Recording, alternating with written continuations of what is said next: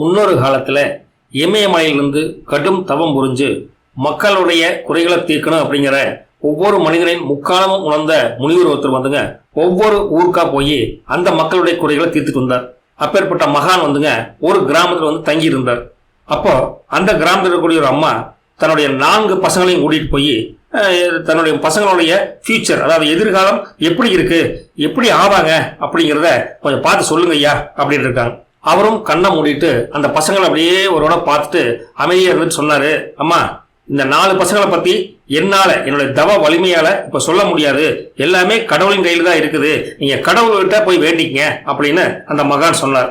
ஆயினும் அந்த அம்மா வந்து கேட்கல, எப்படியாவது பார்த்து சொல்லுங்க அப்படின்னு ரொம்ப கம்பல் பண்ணாங்க.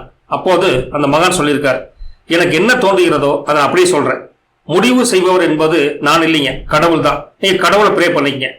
முதல்ல உங்க மூத்தவன் இருக்காருல முதல் பையன், அந்த பையனை ஒரு வியாபாரியிடம் கொண்டு போய் அஷ்டலா சேர்த்தி விடுங்க. வியாபாரம் பழகி ஃபியூச்சர்ல அவன் பெரிய வியாபாரி ஆயிடுவான். 2வது பையன் இருக்கான்ல அவனை வந்து உங்க கோயில்ல பூசாரி இருக்காருல அந்த பூசாரி அஷ்டலா சேர்த்தி விட்டுருங்க, அவன் பின்னாடி ஒரு பெரிய பூசாரியா வரக்கூடிய வாய்ப்புகள் தெரியுது. 3வது பையனை வந்து போய் மிலிட்டரி சேர்த்தி விட்டுருங்க, ராணுவத்தில் சேர்த்தி விட்டுருங்க.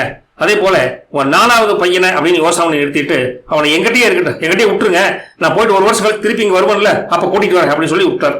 அந்த தாயும் சரி பெரிய குரு அவர் சொன்னா கரெக்டா இருக்கு அப்படின்னு சொல்லிட்டு 4வது பையனை அந்த மகான் கிட்டே விட்டுட்டு மொத்த 3 பசங்களை கூட்டிட்டு போயிட்டார். அப்படியே காலம் கடந்து போகுதுங்க, அப்படியே வளர்ந்துட்டே இருக்காங்க. 1 வருஷத்துல அந்த குரு திருப்பி வரல. அப்படியே போயிட்டு இருக்கிறப்போ எல்லா பசங்களும் அப்படியே காலத்தின் கோலத்துல அப்படியே வளர்ந்துட்டாங்க. அதுல அந்த மகான் சொன்ன மாதிரி முதல் பையன் நல்ல வியாபாரி ஆயிட்டான், 2வது பையன் அந்த கோயில் பூசாரிக்கு அப்புறம் அந்த கோயிலுடைய தலைமை பூசாரி ஆயிட்டான், 3வது பையன் ராணுவத்துல போய் பெரிய போஸ்டுக்கு போயிட்டான், 4வது பையன் அந்த குருவோட முக்கிய சீடனாகி அந்த அவரோடய பின்னாடி போயிட்டு இருக்கிறாங்க. இதெல்லாம் நமக்கு தெரிஞ்சா கூட அந்த அம்மாவுக்கு 4வது பையனை பத்தி எதுவும் தெரிஞ்சுக்க முடியல. அதனால அம்மா என்ன பண்றாங்க, சாமியார் வருவாரு மகான் வருவார் வெயிட் பண்ணிட்டு இருக்காங்க. அவர் நினைச்சது போலவே கொஞ்ச நாள் கழிச்சு அந்த மகான் அந்த ஊருக்கு திரும்பி வர்றார்.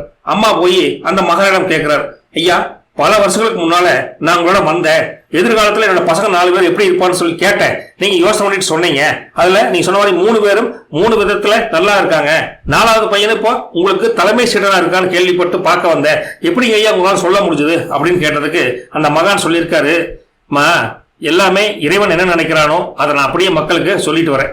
என்னுடைய ஞான திஷ்டியின் என்னோட ஆன்ம அறிவின் மூலம் நான் 4வரின் எதிர்காலத்தையும் முதல் கணிச்சேன். என்னால் வந்து பாக்குறப்போ ரொம்ப ஷாக் ஆயிட்டேன். முதல்ல என்னன்னா 1வது பையன் ஒரு திருடனா தான் ஆவான் அப்படின்னு எனக்கு தெரிஞ்சது. அதனாலதான் அவனை வியாபாரத்துல கவனம் செலுத்தணும், அதனால வியாபாரத்துல போய் அஷ்டா சேர்த்து விடுன்னு சொல்லி சொன்னேன். 2வது பையன் உலகமகா பொய்யன் பித்தலாட்டம் இப்படி பண்ணக்கூடிய பையனா தான் வந்திருக்க வேண்டியவன், அதனாலதான் அதை கரெக்ட் பண்றதுக்காக ஒரு கோயில் பூசாரிகிட்ட போய் அஷ்டலா சேர்த்தி விட்டேன். அவன் அதை மறந்துட்டு சாமியே கதி அப்படின்னு இருக்கிறப்போ அந்த பொய் பேசுறதுக்கு நேரங்காலமே அவனுக்கு கிடைக்கல. அதனால 2வது பையனும் டெவலப் ஆயிட்டான். 3வது பையன் ஒரு கொலையாளியா ஒரு கொள்ளைக்காரனா வர வேண்டியவன், ஆனா அவனை ராணுவத்துல சேர்த்தங்காட்டி அந்த டிசிப்ளின் ஒழுக்க வழக்கம் எல்லாம் அவனுக்கு வந்து ஒட்டிக்கிச்சு.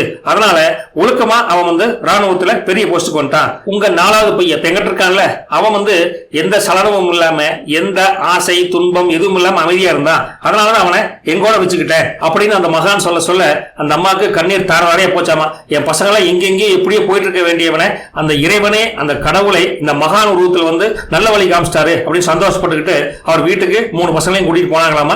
அந்த சீடன் வந்து தலைமை சீடனா நம்ம சாமியார் கிட்டிய அதாவது மகான் கிட்டிய தங்கிட்டானாமா. இது வந்து கிராமத்துல பசங்களா எப்படி இருந்தாலும் அது வந்து கடவுள்கிட்ட நம்ம நல்லபடியா வளர்த்தணும் அப்படின்னு வேண்டிக்கிட்டா கடவுள் நல்வழி காமிப்பார் அப்படிங்கறதுக்காக பாட்டியெல்லாம் இந்த கதையை பொறுமையா சொல்லுவாங்க. போயிட்டு விட்டுங்களா? நன்றி, வணக்கம்.